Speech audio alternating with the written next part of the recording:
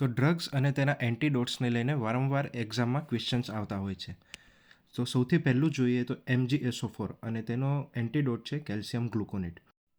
તો આને related question આપણી ગવર્મેન્ટ એક્ઝામમાં પણ આવી ચૂકેલો છે કે મેગ્નેશિયમ સલ્ફેટનું એન્ટીડોટ શું છે? તો તેમાં જવાબ આવે છે ઓપ્શન બી કેલ્શિયમ ગ્લુકોનેટ. તેની પછી મિથાનોલનો એન્ટીડોટ છે ઇથાનોલ. હવે આને રિલેટેડ પણ ક્વેશ્ચન આપણે ગુજરાત ગવર્મેન્ટની એક્ઝામમાં આવી ગયેલો છે કે મિથેનોલનું એન્ટીડોટ શું છે? તો તેમાં જવાબ છે ઓપ્શન એ ઇથેનોલ. તેની પછી ડોપામાઇનનો એન્ટીડોટ છે પેન્ટોલામાઇન.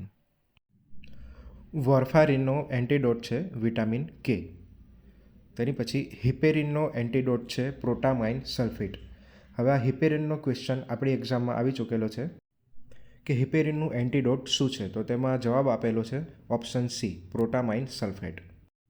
તેની પછીનો મોસ્ટ આઈએમપી છે ડિજોક્સિન, જેનો એન્ટીડોટ છે ડીજીબિન્ડ અને બીજો એનો એન્ટીડોટ આવેલો છે ડીજીફેબ. તમે સ્ક્રીન પર જોઈ શકો છો એ પ્રમાણે એ ડીજીફેબનું આખું નામ છે ડિજોક્સિન ઇમ્યુન ફેબ. ત્યારબાદ મોસ્ટ ઇમ્પોર્ટન્ટ ઇન્સ્યુલિનનો એન્ટીડોટ છે ગ્લુકાગોન. આયરનનો એન્ટીડોટ છે ડિફેરોક્ઝામાઇન.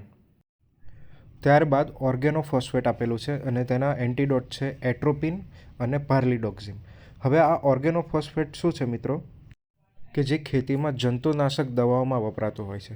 હવે ઘણા લોકો આને સુસાઇડ કરવા માટે પી જતા હોય છે, જેને આપણે ઓપી પોઈઝનિંગ એવું કહેતા હોય છે, ઓર્ગેનોફોસ્ફેટ પોઈઝનિંગ. તો ઓપી પોઈઝનિંગમાં મેઇન ટ્રીટમેન્ટમાં એટ્રોપિન અને પાર્લિડોક્ઝિમ એટલે પામના ઇન્જેક્શન આપવાના હોય છે. તેની પછી મોર્ફિન અને ઓપિયોઇડ ઓવરડોઝ બંને માટે નાલોક્ઝોન એન્ટીડોટ વાપરવામાં આવે છે. તેની પછી મોસ્ટ ઇમ્પોર્ટન્ટ છે સાયનાઇડ પોઈઝનિંગ. હવે સાયનાઇડ પોઈઝનિંગ માટે ખાસ સાયનાઇડ એન્ટીડોટ કિટ બનાવેલી હોય છે, જેને સાયનો કિટ પણ કહેવામાં આવે છે. જેમાં 3 મેઇન ડ્રગ આવેલી હોય છે: સોડિયમ નાઇટ્રેટ, સોડિયમ થાઇસલ્ફેટ અને એમાઇલ નાઇટ્રેટ. તો આ 3માંથી કોઈ પણ ડ્રગ ઓપ્શનમાં એન્ટીડોટ તરીકે આવી શકે છે.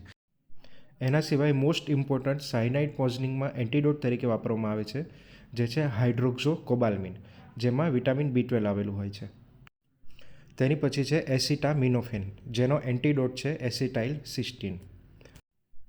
કોપર પોઈઝનિંગનો એન્ટીડોટ છે પેનિસિલામાઇન અને પેરાસિટામિલનો એન્ટીડોટ પણ છે એસિટાઇલ સિસ્ટીન.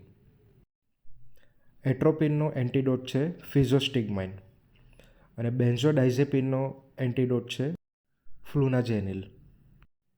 ત્યારબાદ મોસ્ટ ઇમ્પોર્ટન્ટ છે લીડ પોઈઝનિંગ.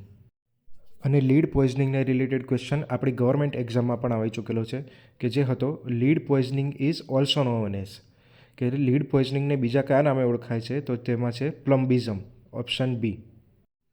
હવે લીડ પોઈઝનિંગમાં મુખ્ય 2 એન્ટીડોટ યુઝ થાય છે. પહેલો છે EDTA, જે ઇન્જેક્શન યુઝ થાય છે અને EDTAનું ફૂલ ફોર્મ છે ઇથિલિન ડાયમિને ટેટ્રાએસિટિક એસિડ. અને બીજો યુઝ થાય છે સ્કીમેર, જે ઓરલ રૂટથી યુઝ થાય છે. અને તેના સિવાય લીડ પોઈઝનિંગમાં ડાયમેર્કાપ્રોલ પણ એન્ટીડોટ તરીકે વાપરવામાં આવે છે. હવે અહીંયા આપણા એન્ટીડોટ પૂરા થાય છે અને તેની પછીનો મોસ્ટ ઇમ્પોર્ટન્ટ ટોપિક છે થેરાપ્યુટિક લેવલ્સ ઓફ ડ્રગ. હવે આ મોસ્ટ આઈએમપી ટોપિક છે મિત્રો, કારણ કે આમાંથી આપણી ગુજરાત ગવર્મેન્ટથી લઈને એમ્સ નોર્સેસ સુધીની એક્ઝામમાં પણ ક્વેશ્ચન્સ આવી ગયેલા છે.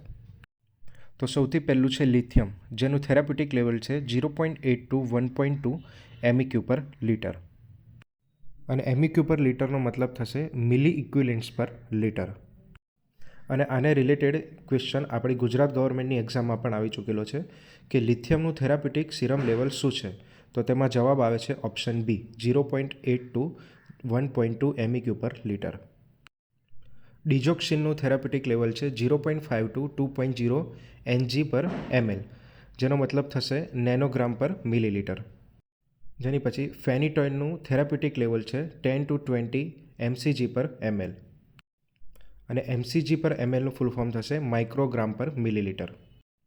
થિયોફાઇલિનનું થેરાપ્યુટિક લેવલ છે 10 ટુ 20 માઇક્રોગ્રામ પર ml. તેની પછી વાલ્પોરિક એસિડનું થેરાપ્યુટિક લેવલ છે 50 ટુ 100 માઇક્રોગ્રામ પર ml. કાર્બામાઝેપાઇનનું થેરાપ્યુટિક લેવલ છે 4 ટુ 12 માઇક્રોગ્રામ પર ml. તેની પછી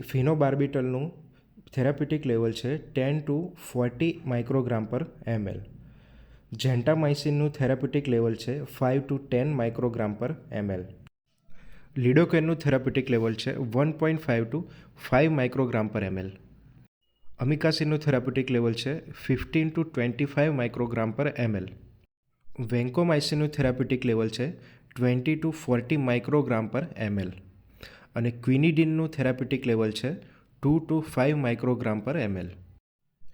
તો મિત્રો આપણો અહીંયા ઇમ્પોર્ટન્ટ ટૉપિક પૂરો થાય છે. અને જો વિડીયો સારો લાગ્યો હોય તો લાઇક જરૂર કરજો અને ચેનલને સબસ્ક્રાઈબ જરૂર કરજો.